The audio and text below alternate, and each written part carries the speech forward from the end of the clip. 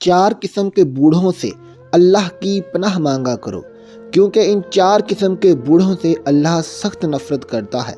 لہٰذا قیامت کے دن ان کا ٹھکانہ دوزخ ہوگا۔ بسم اللہ الرحمن الرحیم۔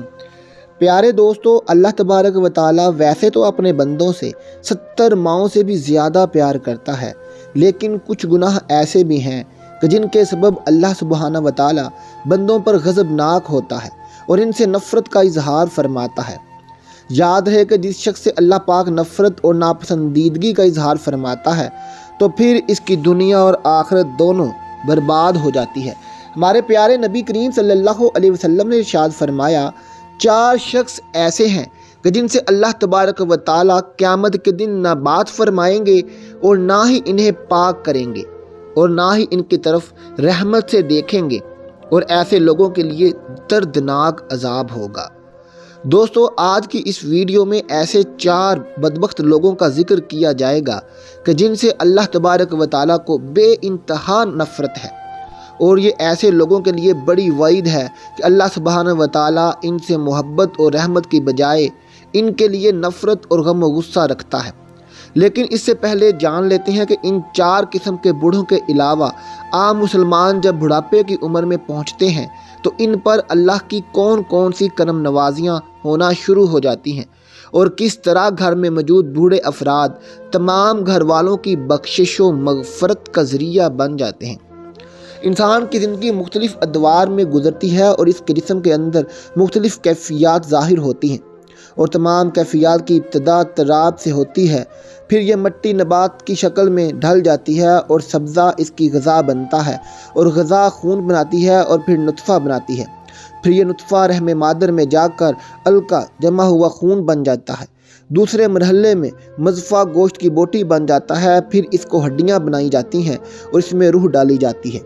اور جب ماں کے پیٹ میں بچے کی شکل مکمل ہو جاتی ہے تو اس کی جنین کہتے ہیں، اور پھر جب واضح حمل ہو جائے تو اس کی ولید کہتے ہیں، جب ماں کا دودھ پینے لگے تو اسے رضیع کہتے ہیں، جب ٹھوس غذا کھانے لگے تو اس کو فطیم کہتے ہیں، جب کھیلنے کودنے کی عمر کو پہنچ جائے تو اس کو صبی کہتے ہیں، آنکھوں کو بھانے لگے تو اسے غلام کہتے ہیں، چہرے پر سبزہ یعنی کہ داڑھی پھوٹنے لگے تو اس کو مراہق کہتے ہیں، جب بلوغت کو پہنچ جائے تو اس کو بالغ کہتے ہیں، جوان ہو جائے تو شاب کہتے ہیں، پختہ عمر ہو جائے تو رجل کہتے ہیں، جب 30 سال کی عمر ہو جائے تو کہول کہتے ہیں، 40 سال کی عمر ہو جائے تو شیخ کہتے ہیں، 60 سال کی عمر ہو تو شیخ فانی، اور عمر ڈھلتے ڈھلتے جب موت کی دہلیز پر پہنچ جائے، ہڈیاں کمزور ہو جائیں، جسم لاغر ہو جائے، حافظہ کمزور ہو جائے تو اس کو ارذل عمر کہتے ہیں، اور ان سب کے بعد بالآخر وہ میت ہو جاتا ہے، اور مرنے کے بعد پھر سے تراب یعنی مٹی ہو جاتا ہے، مٹی سے اس کی ابتدا ہوئی تھی اور پھر بالآخر مٹی ہی بن جاتا ہے۔ لہذا ایک انسان کی عمر کا کارآمد حصہ وہ ہوتا ہے جب وہ جوان ہوتا ہے، اور عمر کی اس حصے کی قدر کرنی چاہیے اور اس عمر میں زیادہ سے زیادہ نیکیاں کرنی چاہیے۔ ایک حدیث میں ارشاد نبوی صلی اللہ علیہ وسلم ہے، 5 چیزوں کے آگے غنیمت ہے: جانو اپنی زندگی کو موت آنے سے پہلے، اپنی فراغت کو مشغول ہونے سے پہلے، اپنی خوشحالی کو تنگ دستی سے پہلے، اپنی جوانی کو اپنے بڑھاپے سے پہلے، اور اپنی صحت کو اپنی بیماری سے پہلے۔ حضرت انس بن مالک رضی اللہ تعالیٰ عنہ سے روایت ہے کہ رسول اللہ صلی اللہ علیہ وسلم نے فرمایا کہ بچہ جب تک بالغ نہیں ہوتا اس کے نیک عمل اس کے والد یا والدین کے حساب میں لکھے جاتے ہیں، لیکن جب کوئی بچہ برا عمل کرے تو نہ اس کا حساب لکھا جاتا ہے اور نہ ہی والدین کے حساب میں لکھا جاتا ہے۔ پھر جب وہ بالغ ہو جاتا ہے تو قلم اس کے لیے جاری ہو جاتا ہے، اور 2 فرشتے جو اس کے ساتھ رہنے والے ہیں ان کو قلم دے دیا جاتا ہے کہ اس کی حفاظت کریں اور کفت بہم پہنچائیں۔ جب حالت اسلام میں 40 سال تک پہنچ جاتا ہے تو اللہ اس کو 3 قسم کی بیماریوں جنون، جذام اور برس سے محفوظ کر دیتے ہیں۔ جب 50 سال کی عمر کو پہنچتا ہے تو اللہ تعالیٰ اس کا حساب ہلکا کر دیتے ہیں۔ جب 60 سال کو پہنچتا ہے تو اللہ تعالیٰ اس کو اپنی طرف رجوع کی توفیق دے دیتے ہیں، اور جب 70 سال کو پہنچتا ہے تو سب آسمان والے اس سے محبت کرنے لگتے ہیں، اور جب 80 سال کو پہنچتا ہے تو اللہ تعالیٰ اس کے حسنات لکھتے ہیں اور سیئات کو معاف فرما دیتے ہیں۔ پھر جب یہ 90 سال کی عمر میں پہنچ جاتا ہے تو اللہ تعالیٰ اس کے سارے اگلے پچھلے گناہ معاف فرما دیتے ہیں، اور اس کو اپنے گھر والوں کے معاملے میں شفاعت کرنے کا حق دیتے ہیں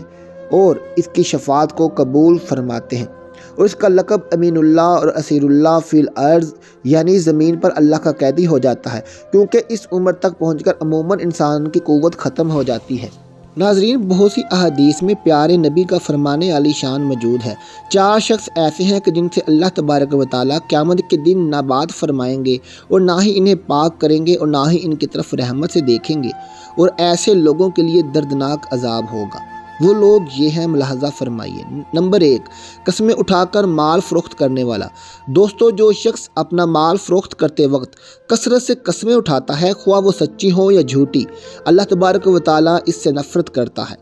حضرت ابو ہریرہ رضی اللہ تعالیٰ عنہ سے روایت ہے، وہ فرماتے ہیں کہ میں نے رسول اللہ صلی اللہ علیہ وسلم کو فرماتے ہوئے سنا، قسم کھانا سامان تجارت کی فروخت کا ذریعہ تو ہے، مگر اس سے برکت ختم ہو جاتی ہے۔ یہ صحیح حدیث متفق علیہ ہے اور یہ الفاظ ابو داؤد کے ہیں۔ نبی کریم صلی اللہ علیہ وسلم قسم کھانے کو معمولی سمجھنے اور سامان تجارت کو بیچنے اور کمائی کرنے کی خاطر کثرت سے قسم کھانے سے ڈرا کرتے تھے، اس لیے کہ بائع جب کسی سامان پر جھوٹی قسم کھاتا ہے تو خریدنے والا بائع کی قسم کھانے کے سبب اسے اپنی قسم میں سچا سمجھتے ہوئے اس سامان کو زائد قیمت میں خرید لیتا ہے، چنانچہ اس کی پیدائش میں برکت ختم ہو جاتی ہے، بلکہ ہو سکتا ہے کہ منافع کے ساتھ ساتھ حقیقی قیمت بھی ضائع ہو جائے۔ یقیناً جو کچھ اللہ تعالیٰ کے پاس ہے اسے اس کی نافرمانی کے ذریعے حاصل نہیں کر سکتے۔ بکثرت قسم کھانا اللہ تبارک و تعالیٰ کی تعظیم میں کمی کرتی ہے، جو کہ توحید کے منافی ہے۔ حدیث کی شرح سے یہ بات ثابت ہے کہ انسان کی تقدیر میں جو کچھ لکھا ہوا ہو اسے اس پر راضی اور برضا رہنا چاہیے، اور غیر اسلامی ہیلے بہانے کر کے اور جھوٹی قسمیں کھا کر اپنے مال کو فروخت نہیں کرنا چاہیے۔ جھوٹی قسم کھانا تو ویسے بھی گناہ کبیرہ ہے،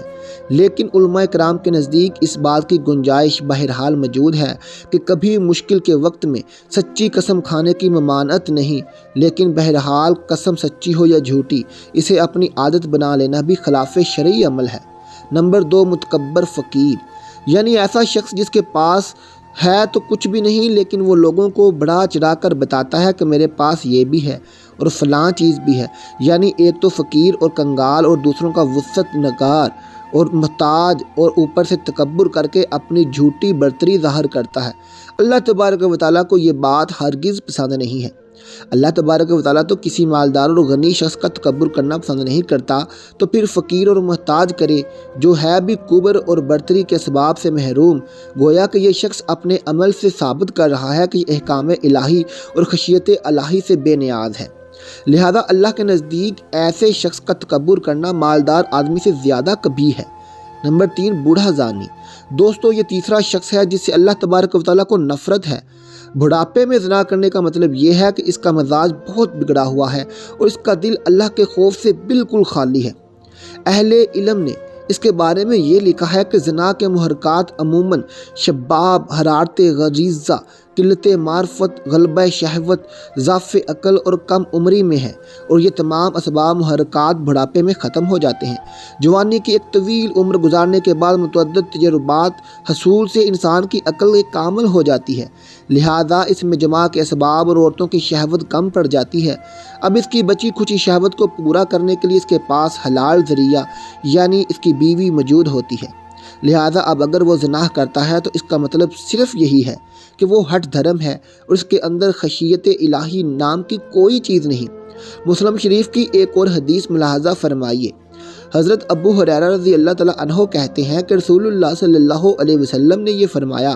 3 شخص ہیں جن سے اللہ تعالیٰ قیامت کے دن کلام نہیں کرے گا، یعنی یا تو رضا و خوشنودی کا کلام نہیں کرے گا، یا ان کے متعلق کوئی کلام نہیں کرے گا، اور نہ ان کی تعریف و ستائش کرے گا۔ اور ایک روایت میں یہ الفاظ بھی ہیں، اللہ تعالیٰ نہ ان کی طرف دیکھیں گے اور ان کے لیے دردناک عذاب ہوگا۔ ایک تو زناکار بوڑھا، دوسرا جھوٹا بادشاہ، اور تیسرا تکبر کرنے والا مفلس۔ نمبر 4، ظالم حکمران۔ پیارے دوستو، یہ چوتھا ایسا شخص ہے جس سے اللہ تبارک و تعالیٰ کو نفرت ہے۔ اللہ پاک نے اسے حکومت دی اور زمین پر اختیارات دیے تاکہ یہ اللہ کی زمین پر اس کے بندوں کے درمیان عدل و انصاف کرے، مگر اس کا معاملہ برعکس رہا۔ اس نے اپنے اختیارات کا ناجائز فائدہ اٹھایا اور اللہ کے بندوں پر ظلم و ستم ڈھائے۔ اپنی حکومت کے نشے میں اس قدر غرق ہوا کہ منم حقیقی بادشاہوں کے بادشاہ یعنی اللہ تبارک و تعالیٰ ہی کو بھلا بیٹھا۔ لہٰذا یہ اللہ کے ہاں قابل نفرت اور مبغوض ٹھہرا۔ حالانکہ اگر یہ اللہ کے ڈر سے عدل و انصاف کا دامن پکڑ لیتا تو اللہ کا نیک بندہ اور ولی بنتا اور اللہ تبارک و تعالیٰ اسے روز قیامت اپنے عرش کا سایہ نصیب کرتا۔ رسول کریم صلی اللہ علیہ وسلم نے ارشاد فرمایا، انسان کی تقدیر میں اس کا حصہ زنا لکھ دیا گیا ہے جس کو وہ ہر حال میں انجام دے گا، تو آنکھوں کا زنا دیکھنا ہے، کانوں کا زنا سننا ہے، زبان کا زنا غلط بات کرنا ہے، ہاتھ کا زنا پکڑنا اور چھونا، اور پاؤں کا زنا بدکاری کی جانب جانا ہے، جبکہ دل کا زنا خواہش اور تمنا ہے، اور شرمگاہ ان باتوں کو سچ کرتی ہے یا پھر جھوٹ۔ پیارے دوستو، مذکورہ بالا حدیث کی روشنی میں محدثین اکرام نے زنا کی دو اقسام بیان کی ہیں۔ زنا کی پہلی قسم جو بیان کی گئی ہے وہ ہے فعلی زنا، یعنی اجنبی مرد کا اجنبی عورت سے جنسی عمل کرنا فعلی زنا کہلاتا ہے، اور اس کی چند ایک مزید صورتیں ہیں، یعنی شادی شدہ اور غیر شادی شدہ کا زنا، اپنے محرم سے زنا، اجنبیہ سے زنا، بوڑھے آدمی کا زنا، زنا بالجبر یعنی زبردستی کا زنا۔ لہٰذا ان صورتوں میں زنا کرنے والا شخص مرد اور عورت اگر وہ شادی شدہ ہوں تو اپنے اقرار یا گواہان شریک کے ثبوت سے زنا ثابت ہونے پر رجم کیے جائیں گے، اور اگر غیر شادی شدہ ہو تو 100 کوڑے لگائے جائیں گے۔ زنا کی دوسری قسم ہے مجازی زنا، اور جان لیجئے کہ یہ فعلاً یعنی عملاً تو زنا نہیں ہے، لیکن زنا فعلی کی ابتدائی سیڑھی ہے، اور علماء کرام زنا مجازی کی 5 اقسام بیان کرتے ہیں۔ ان میں سے پہلی قسم زنا العین ہے، اور اس کا مطلب ہے کہ نامحرم مرد کا نامحرم عورت کی جانب شہوت کی نظر سے دیکھنا، اور نامحرم عورت کا نامحرم مرد کی جانب شہوت کی نظر سے دیکھنا۔ اس کو آنکھوں کا زنا بھی کہا جاتا ہے۔ زنا مجازی کی دوسری قسم زنا الاذن الوسمی ہے، یعنی نامحرم مرد کا نامحرم عورت کی بات شہوت سے سننا، اور نامحرم عورت کا نامحرم مرد کی بات شہوت سے سننا زنا الاذن الوسمی کہلاتا ہے، اور اسے کانوں کا زنا بھی کہا جاتا ہے۔ مجازی زنا کی تیسری قسم زنا اللسان ہے، یعنی نامحرم مرد کا نامحرم عورت کے ساتھ شہوت والی اور غلط بات کرنا، اور اس طرح نامحرم عورت کا نامحرم مرد کے ساتھ شہوت والی اور غلط بات کرنا، اور اس مجازی زنا کی قسم کو زبان کا زنا بھی کہا جاتا ہے۔ مجازی زنا کی چوتھی قسم زنا الارکان ہے، یعنی نامحرم مرد کا نامحرم عورت کو شہوت سے چھونا، اور نامحرم عورت کا نامحرم مرد کو شہوت سے چھونا، اور یہ ہاتھ پاؤں کا زنا بھی کہلاتا ہے۔